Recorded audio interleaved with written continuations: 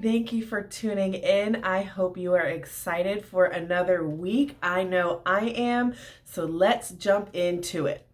This week, I want to maybe help you out with something. I know I've had times where I felt like I just didn't have anything to offer anybody to make a difference in their life. So I want to maybe help you out if you've ever felt like you didn't have anything you could offer to make a difference, whether it be like with your family or with your friends or something at school. Like, I'm sure there's been some time in your life where you're just like, I don't even know why I'm here. I can't give anything to anybody. So I want to help you.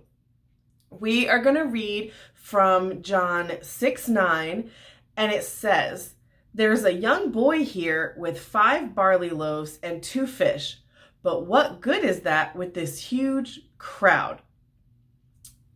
So let's think about this. It says there's a young boy, and then it says there's only 5 loaves of barley, 2 fish, and there's a huge crowd. That's three things that I want us to think about as I'm explaining this story, okay? So Jesus was traveling. He's going, from place to place, performing miracles, doing all kinds of stuff. And he gets to, he tried to cross the Sea of Galilee. He crosses the sea, and then everybody that was with him, like they all jumped in boats and they follow him too. So he goes up on this hill. He's trying to hang out with the disciples, and he realizes that this huge crowd is forming around him. And he's like, dang, these people need to eat. Like, they've been following me all over the place. Like, I'm kind of hungry. I'm pretty sure they're hungry. We need to get some food in these people. So he looks at Philip and he's like, hey, Philip, which is one of the disciples that was with him. He's like, where can we get enough food for all these people? And Philip is like, what? Like, what do you mean? Even if we worked for months and months and months, we would not have enough food or enough money to buy enough food for all these people. And Jesus was like, okay, I hear you. And he asked Philip that as a test. Like, Jesus already had in his mind, he had a plan. Like, Jesus always has a plan. He knew what he wanted to do, but he was testing Philip. So then Andrew, one of the other disciples there, is like, well, hey, Jesus, there's a young boy over there, but he only has 5 loaves of barley and 2 fish. So what is that going to do for us? Because at this point, there were over 5,000 people following Jesus, okay? So if you think about like your classmates, like if you're in school or whatever and you got to feed your class one day for whatever reason, you're not going to be able to feed a class of 20 to 30 kids with 5 loaves of bread and 2 fish. That's just not enough. So take your class and then make it over 5,000 people. Like, it seems impossible, right? So Jesus is like, okay, let's have all these people sit down. And he took the bread and the fish from the boy, and he gave thanks for it. He prayed. He said God, thank you for what we have. And the Bible doesn't say how it happened, but it does say that somehow after Jesus gave thanks for that bread and the 2 fish, that all the people that were there ate like it was a buffet. Like, they ate until they could not eat anymore. Like, they had everything they could get in their bellies and they were like, I am done eating. And then there were 12 baskets of leftovers. Okay, so they went from not even enough food to fill up 1 basket to having 12 baskets of leftovers.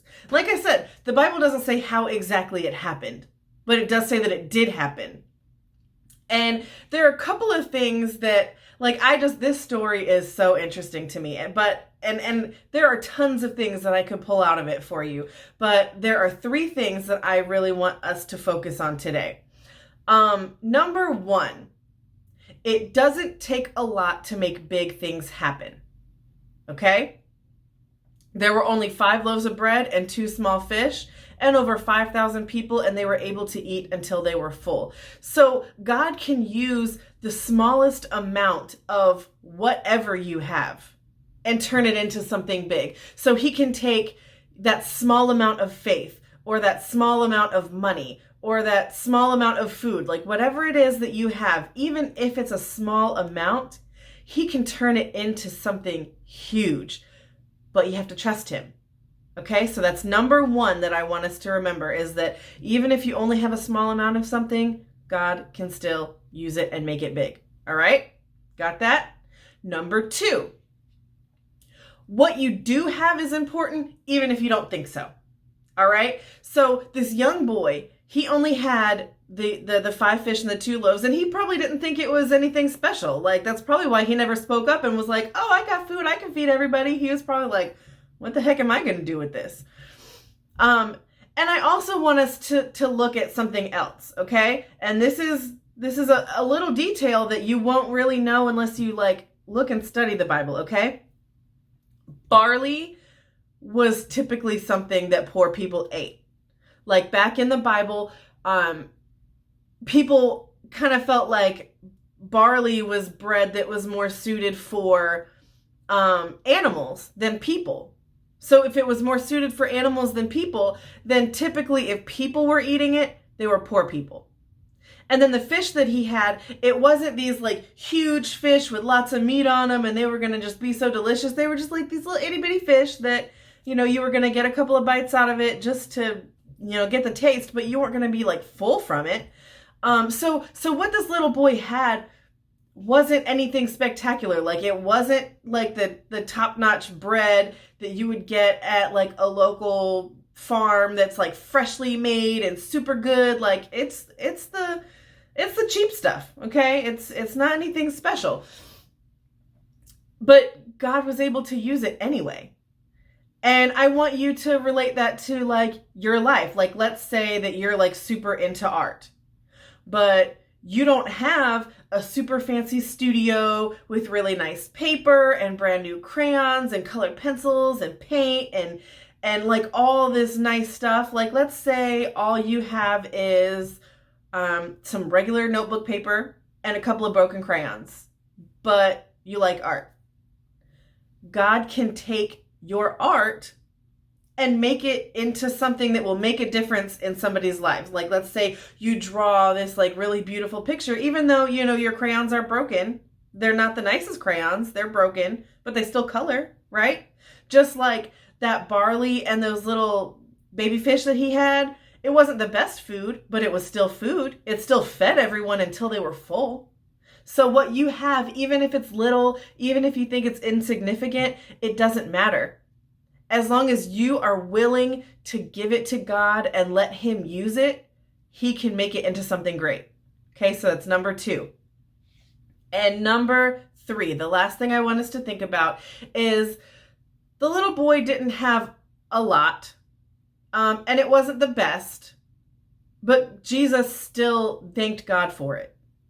Okay, so even if what you have doesn't seem like it's the best, you know, you still have to be grateful for it, because you could have nothing at all, right? Like, you could just be out here starving. Or, you know, if we use my last example, you could have no crayons at all, no paper at all. You just couldn't do art, period. And the fact that Jesus was grateful for the little bit that they had, and he gave thanks for it, God was able to bless that and then multiply it. So this is the example I want to use.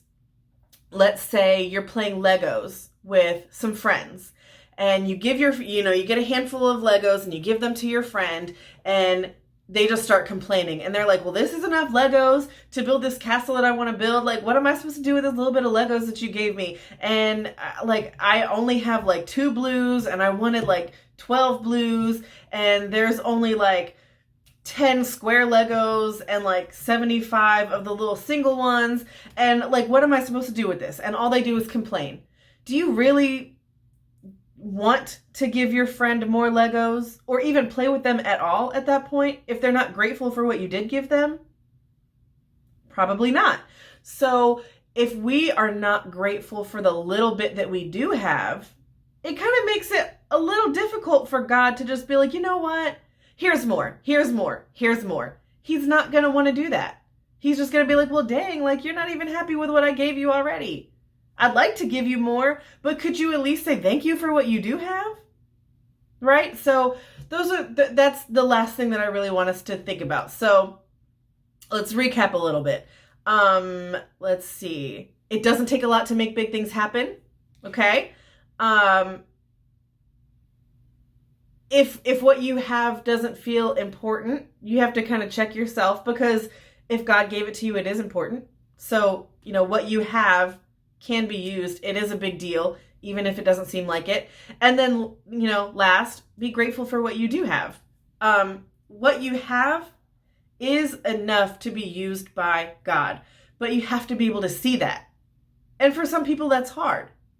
But when you're able to see that, God can use it, He can bless it, He can multiply it, and He can make it big. Just like He was able to take this little bit of nasty bread and little tiny baby fish and feed over 5,000 people until they couldn't eat anymore. Okay? So this week, I want to challenge you to think about what you do have. Okay? And that might take a little bit of brainstorming. Like, get a sheet of paper out, say like, I have crayons and paper, and I have Legos, or I have, whatever you do have. I really want you to stop and think about it.